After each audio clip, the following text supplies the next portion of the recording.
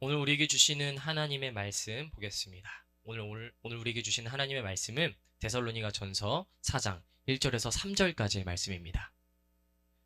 데살로니가 전서 4장 1절에서 3절까지의 말씀, 우리 3절의 말씀 함께 합독해서 말씀 읽도록 하겠습니다. 시작! 그러므로 형제자매 여러분, 끝으로 우리는 주 예수 안에서 여러분에게 부탁하며 권면합니다. 여러분은 어떻게 살아야 하며 어떻게 하나님을 기쁘게 해드려야 할 것인지를 우리에게서 배운 대로 하고 있으니 더욱 그렇게 하십시오. 우리가 주 예수의 이름으로 무슨 지시를 여러분에게 내렸는지를 여러분은 알고 있습니다. 하나님의 뜻은 여러분이 성결하게 되는 것입니다. 여러분은 음행을 멀리해야 합니다. 아멘. 자, 할렐루야. 오늘 우리 예배 가운데 나온 우리 사랑하는 도남동교회 중고등부 친구들 주님의 이름으로 환영하고 축복합니다. 오늘도 말씀을 통해서 하나님을 알아가는 기쁨과 감사가 넘쳐날 수 있는 오늘의 예배 시간이 되기를 소망합니다. 우리 이 시간 앞뒤 양옆에 있는 친구들과 함께 인사해 봅시다. 참 잘 왔어요. 참 잘, 그죠? 참 잘 왔습니다. 그럼 한번 이렇게 인사해 볼까요? 상반신이 이렇게 되게 잘려 있네요. 네. 우리 한번 이렇게 인사해 봅시다. 한 주간도 말씀과 기도로 승리했니? 말씀과 기도로 승리했니? 여기까지만 해봅시다. 승리했니? 물음표. 오케이. 승리했니? 네. 전사님이 묻고 싶은 거예요. 사실은. 그럼 어떻게 한 주간도 말씀과 기도로 승리했습니까? 표정을 보아하니까 녹록치 않군요, 여러분. 네. 사실 말씀과 기도로 산다는 것이 여간 쉬운 일이 아닙니다. 그죠? 우리는 늘 말씀과 기도로 살아간다는 걸 알면서도, 머리로는 알지만 예배당만 나가면 까먹죠. 그리고 또 그대로 살아보려고 노력해본 사람들이라면 알 거예요. 얼마나 말씀과 기도로 나를 빚어간다는 게 얼마나 어려운 과정인지를요. 근데 여러분, 말씀과 기도는 저번 주에 말했다시피 우리 삶에 너무나도 중요합니다. 왜라고 했죠? 말씀은 세상은 누구도 알려주지 않는 나의 존재 가치가 누군지 분명하게 말해준다 했어요. 성경을 통해서 우리는 알 수 있습니다. 내가 하나님의 소유라는 것. 하나님의 소유, 하나님의 백성은 어떤 사람일까요? 내 삶에 있는 불안의 문제가 있다면 그것을 가지고 여전히 불안의 문제 속에서 전전긍긍해하고 있는 이 세상에게 나아가 그것을 정답을 구하는 자가 과연 하나님의 백성일까요? 아니면 하나님께 나아가서 내 불안의 문제를 맡겨드리는 게 하나님의 사람일까요? 첫 번째, 두 번째. 두 번째죠.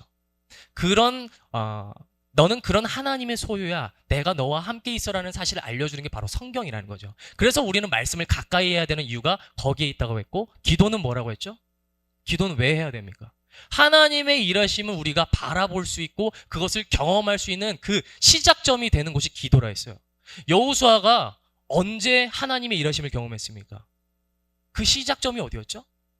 불안한 문제, 여리고성 앞에서 무서워, 두려움에 떨고 있을 때 하나님 도와주셨습니까? 아니면 그 두려움 앞에서도 하나님 앞에 나와서 기도했을 때 하나님이 일하셨습니까? 두 번째, 기도했을 때요. 그래서 우리가 말씀과 기도를 가까이 해야 한다. 저번 주에 이야기였습니다. 저번 주에 안 온 친구들이 있기 때문에 한번 복습했습니다. 그래서 근데 여러분, 사실 말씀과 기도는요, 그리스도인에게 있어서 삶의 말 그대로 기반이에요. 베이스먼트, 기반. 그럼 그 기반이 올바르게 잘 이렇게 닦아져야지 우리가 올바르게 성장할 수 있다라는 겁니다. 자, 그러나 기반인 건 맞지만 그보다 궁극적으로 우리가 바라봐야 될 삶이 한 가지가 더 있어요. 그리스도인이라면 말씀과 기도를 통해서 우리가 지향해야 하는 삶이 분명히 있다라는 거죠. 그럼 그 삶이 무엇일까요? 오늘 말씀 제목에 힌트가 있지롱. 네. 뭐라고요? 방글라데시어 하는 것 같은데요? 지금? 뭐라는 건지 모르겠네. 자, 그 앞에 거룩한 삶입니다. 여러분 따라해봅시다. 거룩한 삶. 거룩한 삶. 네, 결국에 하나님을 믿는 사람, 그리스도인이 바라봐야 될 지향하는 삶은 바로 거룩한 삶이 되어야 된다는 거죠. 자, 여러분, 그런데 문제가 하나가 있어요. 이제는 전도사님이 앞에는 이제 설명 다 안 하도록 하겠습니다. 왜 우리가 그리스도인도 살아가야 되는지, 그 필요성이 뭔지는 이미 앞전에서 다 설명했어요. 그동안 수도 없이 전도사님이 말했어요. 그럼 이제 우리가 거룩한 삶을 지향하면서 날아가야 되는 것이, 바라봐야 되는 것이 당연할 텐데, 자, 문제는 거룩한 삶이라는 걸 우리가 교회에서 또 수많은 설교의 이야기를 통해서 많이 들었어요. 거룩한 삶. 중요한 거 알아. 근데 여러분, 그 거룩한 삶, 내가 살아보겠다고 결단한다 했을 때 여러분 뭐부터 하실 거예요? 뭐가 거룩한 삶이에요? 점점점. 여러분, 우리가 신앙생활을 하면서 조심해야 될 게 있는데 바로 이 지점을 조심해야 돼요. 따라해봅시다. 추상적인 신앙생활 하지 말자. 추상적인 신앙생활은 머리로만 아는 거에서 그치는 거예요. 여러분, 경건한 삶, 거룩한 삶 다 알아요. 근데 거룩한 삶, 오케이, 내가 거룩한 삶 살아야겠다고 교회 문 밖에 나가면 어떻게 살 건데? 때로는 우리의 삶이 왜 안 바뀌는 이유가 뭔지 알아요? 내가 신앙생활을 추상적으로 하고 있기 때문이에요. 거룩한 삶이 구체적으로 뭔지를 알아야 내 삶에 적용하고 내 삶이 그런 모습으로 변화할 가능성이 생기는 거지, 추상적인 신앙생활을 하면은 아무것도 모르는 거예요. 거룩한 삶 어떻게 하지? 그래서 나는 어떻게 살아가야 되지? 이 도시에서 나는 이 말씀을 어떻게 적용해야 되는지 모르는 거죠. 그러니까 삶이 바뀌지 않는 겁니다. 그래서 오늘은 우리가 거룩한 삶이란 무엇인지에 대해서 함께 집중적으로 말씀을 나눴으면 좋겠습니다. 그런 맥락 속에서 오늘 말씀은 거룩한 삶, What would Jesus do? 라는 제목과 주제로 여러분에게 하나님 말씀 증거하도록 하겠습니다. 여러분, 오늘 말씀은요, 데살로니가 교회에게 주는 바울의 서신입니다. 바울의 편지인데 그 교회에게 바울이 이렇게 오늘 권면하고 있습니다. 그 전에 데살로니가 교회가 어떤 교회였냐면 이런 교회예요. 오늘날 우리 교회와 똑같아요. 하나님 믿어야 되는 거 잘 알고요. 왜 하나님을 믿어야 되는지에 대해도 이제 분명히 알아요. 하나님이 우리의 소망 되시는구나. 세상에 답이 없구나. 그래서 하나님의 자녀는 하나님의 방법 살아가는 것이 진짜 그 하나님의 백성다운 삶이구나. 다 알아요. 근데 이제 문제는 거기서 그쳤어요. 오케이, 알았어. 근데 삶으로 나아갔을 때 어떻게 살아가야 되는지는 모르는 거죠. 그래서 내가 어떻게 살아가야 되지? 그래서 내가 이제부터 뭐부터 해야 되지? 말씀과 기도는 그냥 그거는 내 개인의 경건 생활이고, 그건 내 기반에 그냥 베이스먼트 다져져야 되는 거고, 그리고 내가 밖에 나아가서 앞으로 이 선한 영역으로 어떻게 살아가야 되는지를 질문을 했을 때 아무것도 떠오르지가 않는 거예요. 믿음은 좋았지만, 머리로 아는 믿음은 좋았지만 삶에서 아무것도 보이지 않았다. 이게 바로 데살로니가 전서의 교회였다는 거죠. 그런데 물론 이것도 믿음이 안 좋다고는 할 수 없는 거죠. 알기만 해도 어디야. 그래서 바울이 혼내면서 말하는 게 아니라 지금도 잘하고 있는데 야, 조금만 더 잘해봐. 이런 의미에서 말하고 있는 게 오늘의 데살로니가 전서 말씀입니다. 자, 그런 교회에게 오늘 바울이 말해요. 여러분 하나님을 기쁘시게 하는 건 여러분이 거룩한 삶을 사는 것입니다. 그런데 그 거룩한 삶을 사는 방법은 정확하게 구체적으로 예시를 들었어요. 음행을 멀리하는 것입니다. 여러분 따라해봅시다. 음행을 멀리하라. 여러분, 음행을 멀리하라. 우리 머릿속으로 떠오르는 그런 느낌, 뉘앙스가 있겠죠? 음행을 멀리하라? 뭐 야동 보지 말라는 건가? 뭐 야한 생각하지 말라는 건가? 등등. 뭐 야한 거 보지 말라는 거? 기타 등등. 근데 여러분, 이것은 되게 대단히 엄청 철학적이고 아주 뜻깊은 메시지가 담겨져 있는 말이에요. 자, 왜 그러냐면 음행을 멀리하라. 거룩한 삶을 살라는 건 다른 말로 구별된 삶을 살라는 것과 마찬가지예요. 구별된 삶. 근데 이 구별된 삶은 음행을 멀리하라와 동일합니다. 오늘 바울이 말하는 것에선. 자, 왜 그런지를 설명해 줄게요. 데살로니가 전서의 이 배경 속은 고대 시대예요. 고대 교회. 자, 그럼 그때 시대의 특징이 하나가 뭐가 있냐면 종교는 곧 그때 고대 사람들의 생활 양식에 엄청난 영향을 줬어요. 한 종교가, 그 나라가 믿는 종교는 그 사람들의 생활 양식에 전반적인 많은 영향을 미쳤다라는 거죠. 여러분, 그때 데살로니가 전서 그 땅에서 가장 흥행하는 종교가 있었으니 바로 그리스 로마 신화였어요.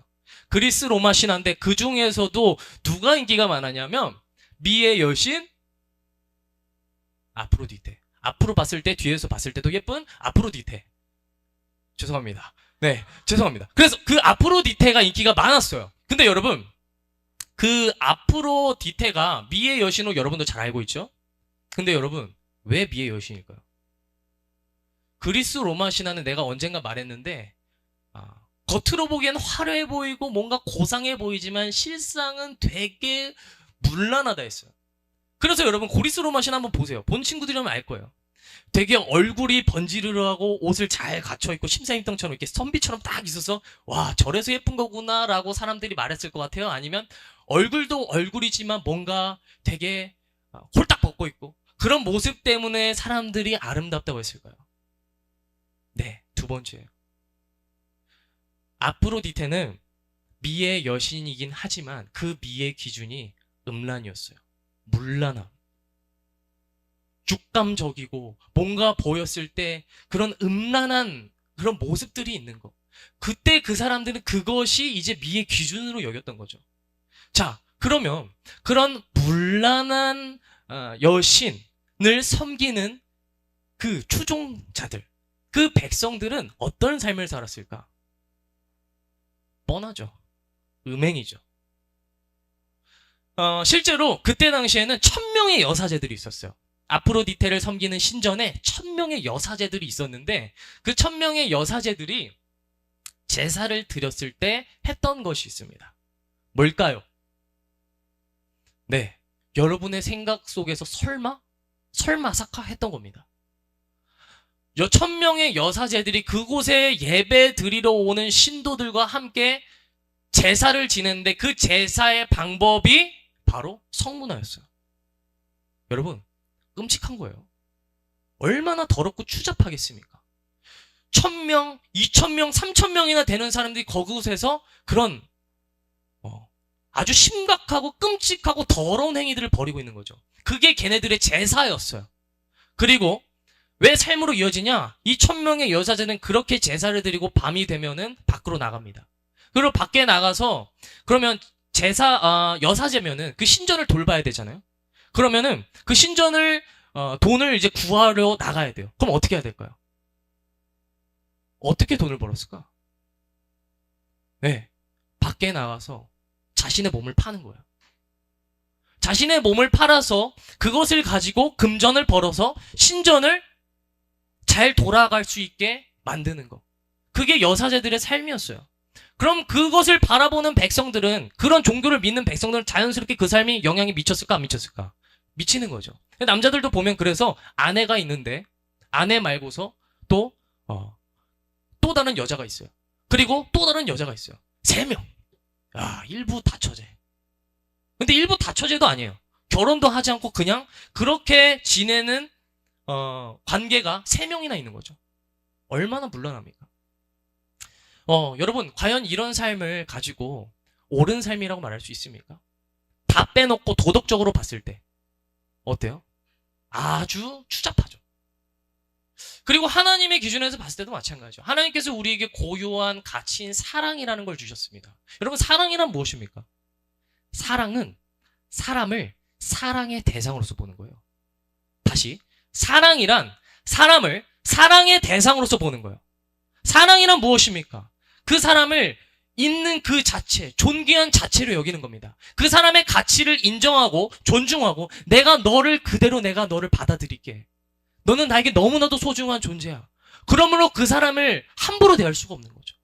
너무나도 고귀한 가치이기 때문에, 나에게 그런 소중한 존재이기 때문에 그 사람을 보살펴주는 것, 보듬는 것, 이게 바로 사랑이라고 우리가 말할 수 있을 겁니다.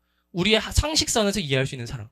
자, 그런데 여러분, 그 하나님께서 우리에게 주신 고유한 사랑의 가치가 있는데 이건 어떻습니까?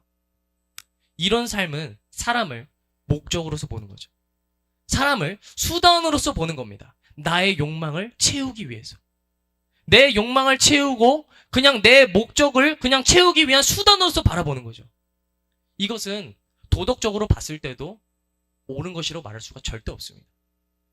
그래서 바울이 말하는 거예요. 여러분, 그래서 이 도시에 사는 여러분은 음행을 멀리 하십시오. 여러분, 이제 이해가 됐어요? 무슨 말인지? 아까 전도사님 말했죠. 구별된 삶이다. 구별된 삶이랑 음행을 멀리하는 똑같은 말이었다. 이제 이해됐습니까? 왜 음행을 멀리하라 했는가? 이건 단순히 야한 거 보지 마세요. 야동 보지 마세요. 야한 짓 하지 마세요. 그 범주를 뛰어넘는 거예요. 바울이 말하는 것은 너무나도 귀중하고 가치 있는 선언인 겁니다. 그 시대 이 도시에 살면서 그 도시의 가치의 문화와 그 가치관 속에 매여 살지 말고 당신은 다른 가치관을 품고 살아가라. 시대의 가치관을 초월하는 삶을 살아가라. 그게 바로 그리스도인이라는 겁니다. 이해가 됐어요? 여러분, 근데 데살로니가 전서 이 교회가 여기까지는 이해가 됐어요. 오케이. 되게 멋있는데요? 그렇죠. 그리스도인은 그렇게 살아야죠. 근데 다른 가치관을 품고 살아가는 삶이 구체적으로 어떤 건지는 모르잖아요. 그래, 그럼 음행을 멀리해. 그럼 나는 어떻게 살아가야 되는데? So what? 그래서 묻습니다. 그럼 저희가 어떻게 살아가야 되죠? 그래서 바울이 말하는 게 2절에 있어요. 바울이 말합니다. 우리가 주 예수의 이름으로 무슨 지시를 여러분에게 내렸는지를 여러분은 알고 있습니다. 이게 무슨 말입니까? 예수님께서 이미 우리에게 그 가치관을 초월하는 삶이 무엇인지 보이셨다는 겁니다. 여러분, 예수님은 어떤 삶을 사셨습니까?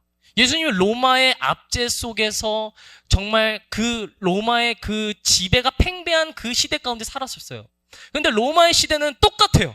똑같이 음란하고 문란하고 기득권 세력에 달라붙어 있고 과거나 지금이나 현재나 다 똑같은 그런 사람들의 제약된 삶을 살았습니다. 그러나 예수 그리스도께서는 그 가치관에 저항하는 삶을 사셨죠. 그것보다 더 숭고한 가치, 하나님의 뜻이 이 땅 가운데 이루어지기를 소망하면서, 그래서 세상 가운데 천대받고 병든 사람들은 그때 당시에 벌레 취급을 받았어요. 저는 쟤네들은 함부로 가까이 하면 안 된다. 근데 걔네들한테 가까이 가서 하나님의 복음을 전하고 하나님의 마음을 전하고 그렇게 예수 그리스도께서 사셨던 거예요. 그리고 그 삶의 끝이 바로 십자가인 거예요. 하나님의 뜻을 이 땅 가운데 이루시기 위해 우리를 위해서 자기의 물과 피를 쏟으시면서 십자가에 달려 죽으신 것. 여러분, 우리는 이 예수님의 이야기를 다 안다고요. 새로운 친구 빼고 미안. 자, 교회를 어느 정도 다닌 친구라면 우리는 어떤 상황이 있는지 What would Jesus do? 예수님이라면 어떻게 하셨을까를 떠올렸을 때 예수님은 어떻게 하셨는지를 알 수 있습니다. 여러분, 고난 중에 있었으면 예수님이 어떻게 하셨을까요? 답이 나오죠. 겟세마네 동산에서 나 십자가 달려. 예수님도 사람이었어. 그러니까 때로는 두려운 마음이 있었으니까 겟세마네 동산에 가셔서 하나님, 제가 이 잔을 좀 저에게서 걷어주시면 안 되겠습니까? 그런 예수님의 표현들이 있었잖아요. 근데 예수님은 그런 고난과 자신의 두려움 속에서 먼저 했던 건 뭐였습니까? 답이 나오죠. 기도예요. 여러분, 아프고 힘들고 괴로워하고 또는 뭔가 고통당하고 있는 친구들, 외면받고 있는 친구들이 있다면 예수님은 어떻게 하셨을까요? What would Jesus를 떠올렸을 때 예수님은 어떻게 했을까? 나도 똑같이 저런 취급을 받을까봐 멀리할까? 아니면 예수님이라면 그들에게 다가가서 그들과 함께 하시고 그들에게 복음을 전하는 삶을 사셨을까? 우리는 다 알고 있다는 거예요. What would Jesus do? 예수님이라면 어떻게 하셨을까를 떠올렸을 때 우리는 거룩한 삶이 무엇인지 구체적인 행동 양식으로 그 구체적인 예시를 정확하게 알 수 있다는 겁니다. 이미 예수님께서 그 삶을 사셨고 우리에게 그 본을 보이셨다는 것이에요. 그러므로 그리스도인이라면 거룩한 삶을 살아가는 것이 마땅합니다. 거룩한 삶이랑 구별된 삶, 다른 가치관을 품고 살아가는 삶을 뜻하며 다른 가치관을 품고 살아가는 삶이란 예수 그리스도의 가치관, 예수 그리스도의 본조, 그 뜻을 오늘 내가 품고 그 삶대로 살려는 몸부림을 치는 것, 그것을 뜻한다는 것이에요. 여러분, 이제 말씀을 조금 정리하겠습니다. 오늘날 우리가 사는 이 도시도 똑같습니다. 과거랑 그 가치 체계만 좀 달라진 것 같아요. 과거에는 음행이 가치 체계였어요. 그게 삶을 영위하는 하나의 수단, 방법이었어요. 오늘날은 뭡니까? 성공과 물질주의가 당연히 가치 체계겠죠. 근데 똑같아요, 여러분. 이 물질과 성공을 위해서 내 욕망을 채우기 위해서 다른 사람을 수단으로 바라보고 내 목적을 채우기 위한 그 대상, 그 이상도 그 이하도 바라보지 않는 게 오늘날의 삶입니다. 오늘날 현대인들의 삶이 그런 삶을 산다는 거죠. 욕망을 쫓는 사람들의 삶은 그것을 바라보며 산다는 거죠. 여러분, 그렇다면 우리가 이 도시에서 마찬가지로 살아가면서 우리는 무엇을 바라봐야겠습니까? 우리는 이미 지난 시간에 다 말씀을 들었어요. 욕망과 물질을 쫓는 삶에는 결국 허황된 것밖에 없다. 모든 것이 헛되고 나에게 상처만 줄 뿐이다. 부메랑처럼 돌아와서 나에게 계속해서 질문과 퀘스천과 고통을 줄 뿐이다. 그렇다면 우리는 이 풀리지 않는 메비우스의 띠를 살아가는 게 맞겠습니까? 아니면 이제는 이 풀리지 않는 메비우스의 띠를 끊고 예수 그리스도의 가치관을 따라 그분께서 보이신 사망에서 생명으로 나아가는 길을 따라가는 게 맞겠습니까? 예수님의 가르침이죠. 창희님 나와주시겠습니까? 여러분, 분명한 것은요, 예수님을 따라 살아간다는 건 어려워요. 전사님도 알아요. 저도 그런 생각을 가지고 살게 된 게 이제 한 5, 6년 정도 된 것 같아요. 근데 늘 몸부림쳐요. 왜냐하면 전도사님 마음속 안에는 여전히 연약하고 또 나밖에 모르는 내 존재가 여전히 있기 때문이에요.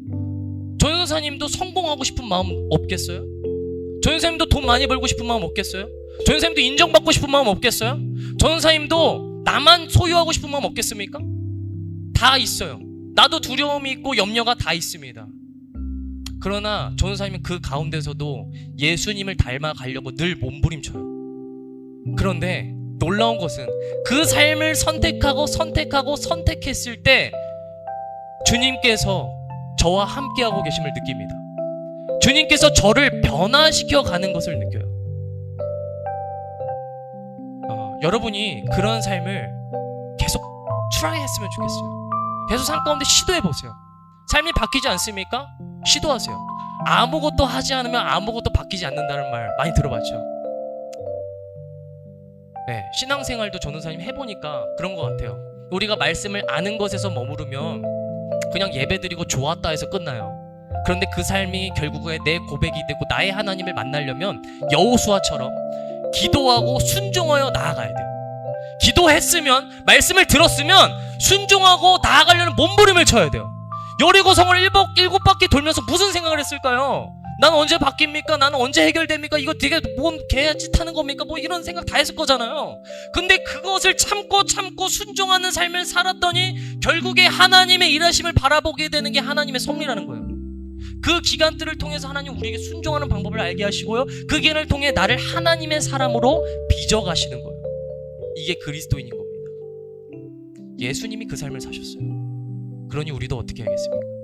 마땅히 그분의 가르침을 따라 그리스도인답게 그 곤조를 가지고 세상 어떤 순간에도 절대 흔들리지 않는 나의 가치 기준을 가지고 살아갈 수 있는 그런 저와 여러분이 됐으면 좋겠습니다. 오늘 말씀을 정리하면서 함께 찬양하길 원합니다.